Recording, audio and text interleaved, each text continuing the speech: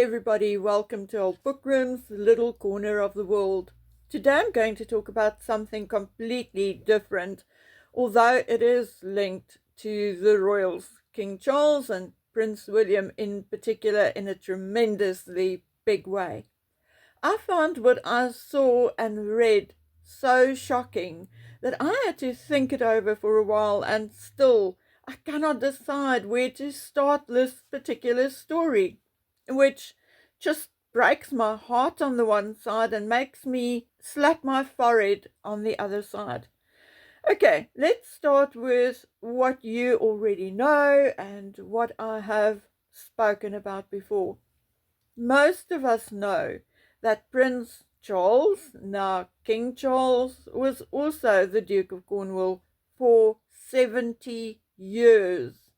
He became the Duke of Cornwall the day his mother became Queen, and he remained the Duke of Cornwall until the day his mother died and he became King. On that day, his eldest son, Prince William, became the Duke of Cornwall. Charles was only 4 when he became the Duke of Cornwall, and the following year he received the equivalent of £209,000 from the estate. By the time he married Diana in 1981, it had increased to 3.4 million. At the time of the Queen's death in 2022, Charles earned between 28 million in 2020 and 21 million in 2022. So on the surface, only looking at these figures, it appeared as if Charles was a huge success. And like a sycophantic newspaper said, he saved Cornwall. But did he? And is William doing so? Will William do so in the future? But before we are impressed and swayed by the figures, let's quickly look at what Charles did for Cornwall and why the profits increased so much. Yet, poverty in Cornwall is getting worse by the day, and why some of the poorest counties and towns in the entire country are in Cornwall. It does not make sense, but it is 100% true. So let's take a quick look and a quick run through of what King Charles did for Cornwall during his time as the Duke of Cornwall. The Duchy Council, or the Prince's Council, meets twice per year and is chaired by the Duke. When the Duke was King Charles, and now that William is Duke, it means that they chaired the meetings. It is a non-executive body giving their input and advice on the management of the duchy. The duchy also has some legal rights and privileges in Cornwall and the Isle of Scilly. The Duke appoints several local officials and acts as port authority for the main harbour of the Isles of Scilly.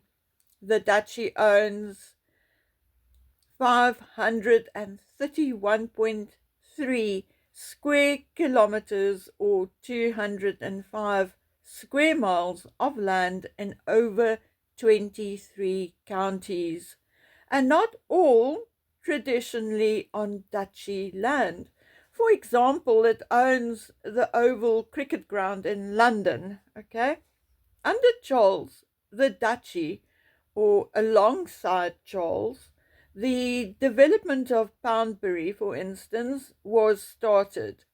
The duchy is also involved in the 540-acre extension to the coastal town of Newquay, and in 2012 work began on the development of Tribunal Hill, which locals call Surfbury. The 2013 approved plans for 800 homes, shops and a supermarket and a primary school is what Dragoonal Hill or Surfbury will eventually consist out of. Another controversial issue regarding the duchy is what is called Bona vacantia, the right to ownerless property, which means that the property of anyone who dies within the county of Cornwall without a will or identifiable heirs, plus assets belonging to dissolved companies, all pass to the duchy, or rather, let's explain more, okay? In 1975, Prince Charles set up the Duke of Cornwall's Benevolent Fund. The Duke of Cornwall's Benevolent Fund, which receives donations from the Duke, money which is indeed related to the Bona vacantia funds. Now, in the fund's manifest, it states, A, the relief of persons in need of assistance because of sickness, poverty, or age. Now note, not all the Bona vacantia money goes to the benevolent fund. Some of it goes back to the duchy, increasing the duchy's profit and thus more money for the king, or Prince Charles as he was then. Now you also need to look at the developments Charles was involved in, like Poundbury. Now, according to the planning and the media, most people call Poundbury a middle-class ghetto, but those in the know do not agree, not even a little. The development was supposed to be a social experiment in a way, with social housing mixed in with privately owned properties, and to integrate workspace and housing. Now, some of it worked very well. For instance, it is now home to 4,000 people and provides jobs to 2,000 of them. But the development had been severely criticized by cabinet ministers, architects, and even residents. Some said the town was born more of an ego trip than out of concern for the people, or then the ultimate residents. The attempt to integrate workspace and housing did not work.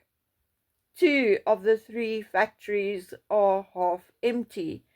The garages built for individual properties are too small, forcing residents to leave their vehicles on the street.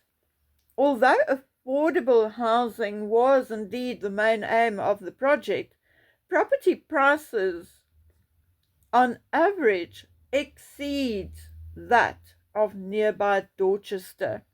But like an unnamed spokesperson said, the Duchy of Cornwall is a business, not a charity.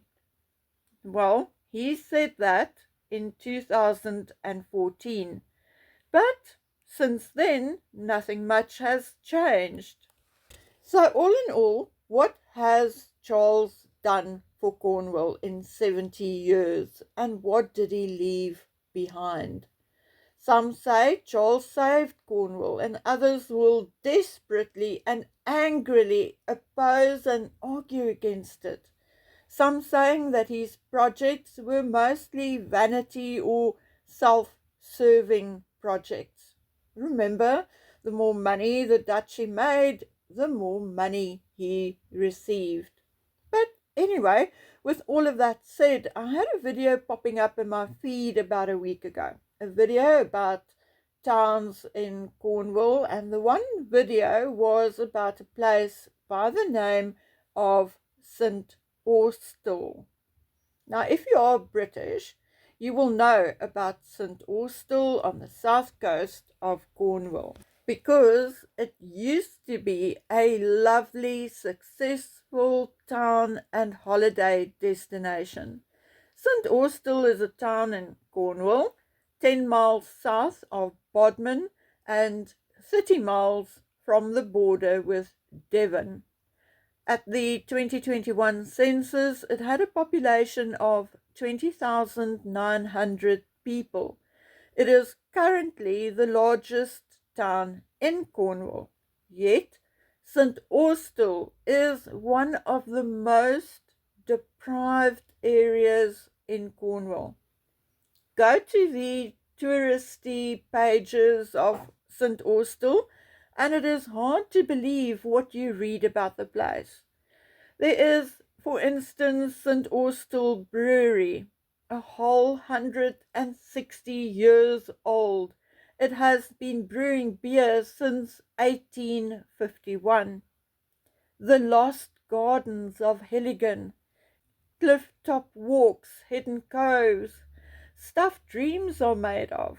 But St. Austell is also called St. Awful, and that is why I'm making this video.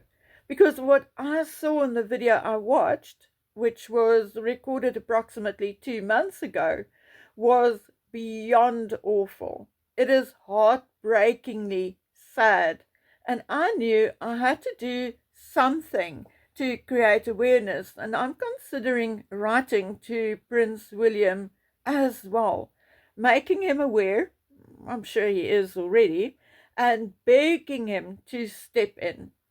You see, areas around St. Austell are absolutely stunning, but St. Austell itself, the town centre, is not awful.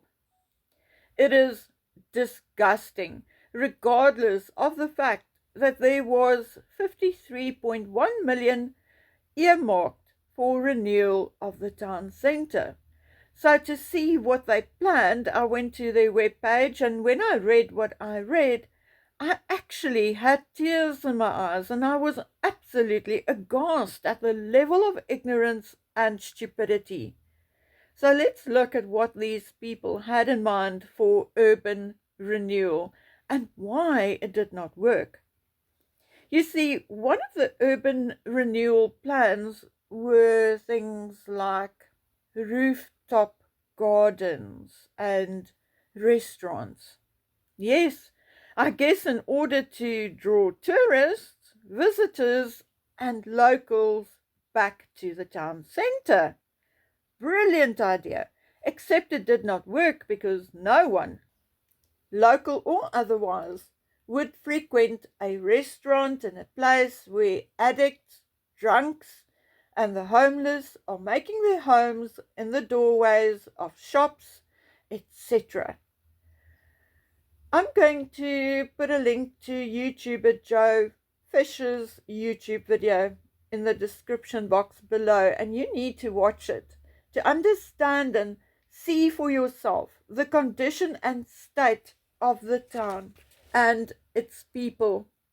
In the video, a man who himself slept rough for nearly 10 years before he got an opportunity to work and got a place of his own, he told Joe that it is much worse now than it was in his time. He said that the number of drug users on the street had gotten worse, and so has the type of drugs they are using.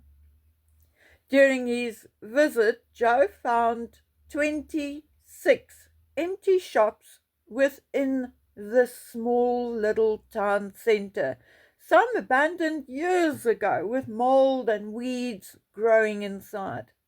In the meantime, a mall was built outside of town, and the folk are complaining that the millions spent over the last 10 years to upgrade the town centre did not help.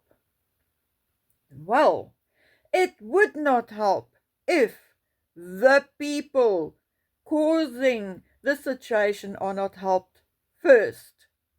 I do not care how beautiful a rooftop garden is or how good the food.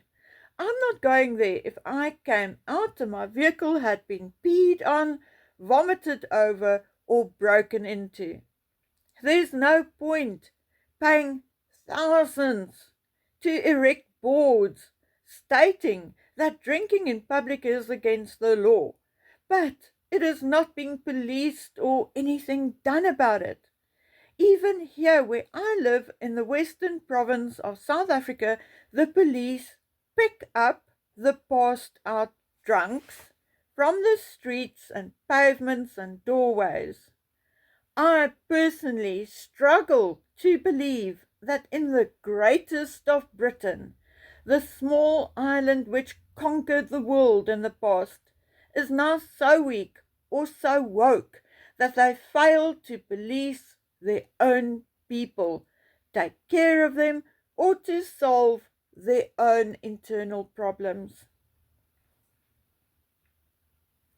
Tests by the EU had proven that at least 30% of homeless people have drug-related issues.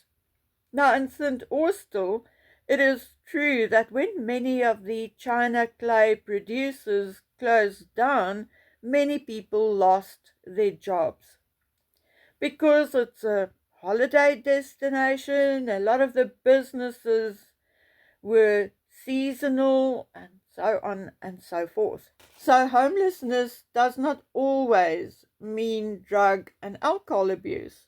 According to the EU study, ordinary homeless people are often successfully rehomed and quickly adapt to the discipline of again having a job, no matter how menial, and of becoming independent again. But in the case of addicts, this is not the case. And if they are not treated to deal with their addiction, if they do not receive mental health and physical health treatment, they are just back on the street the next day. And that is the case in St. Austell. And therefore, I pray that British people who listened to this today will write to Prince William. Places like St. Austell are or were the jewels in England's crown. They are the reason why people like me could not get enough of England. The history, the richness and stories, the architecture. St. Austell started as a village centered around a parish church until the arrival of tin mining turned it into a town, more or less somewhere in the 18th century. Now, records show that a church was dedicated there on the 9th of October 1262 by Bishop Broniscombe, and there are also existing records showing a church there in 1169 dedicated to Sanctus Austellus. That, folks, is real history, and it is so sad to think that the solution to the problem is to build a new mall outside town for the residents to go to and then to leave the rest to rot and ruin. There's no point in placing yellow bins for used needles. No, those people who, whether you like it or not, are someone's son, brother, father, uncle, even aunt, mother, daughter, or sister, need to be removed off the streets, where they are not only killing themselves, but also breaking the law, depriving others of their income and livelihood, and destroying a wonderful place rich in history and beauty. Now, I know William and the Homeward Charity are working towards building housing for the homeless, but they also need to build shelters and hostels for the addicted and mentally ill. A place where police can take them to, where they can go of their own free will, or where they can be sentenced to by a judge for treatment. whether mental treatment, addiction, or otherwise, where they can wash, eat, and sleep in dignity. Then, only then, instead of new malls and new buildings to house the homeless, can you revamp St. Austell and even revamp some of those old buildings into cheap, social, or affordable accommodation. Maybe then St. Austell can live again. Maybe then people will open shops again. Why build new boundaries if you can turn a place like St. Austell back into a fully functional, quaint little town? But you cannot just put a plaster on it. You have to treat the wound first. You see, Charles did not leave Cornwall in such a good state as everyone pretends. He was the one who put a plaster on without even rinsing the wound. So let's take an interest in the people who live there and help William change lives and not just the landscape. I hope you found this interesting, and I hope some of you will look into this further and care and perhaps send your suggestions to the Cornwall Council or to Kensington Palace or both. Okay, guys, so this was a long one, completely different from what I usually do, but I hope you enjoyed it. And next, we'll go back to the salaciousness and the usual royal gossip of the British royals and the not so royal Montecito couple. Please take care of yourselves and stay safe until we meet again on the next one. Bye.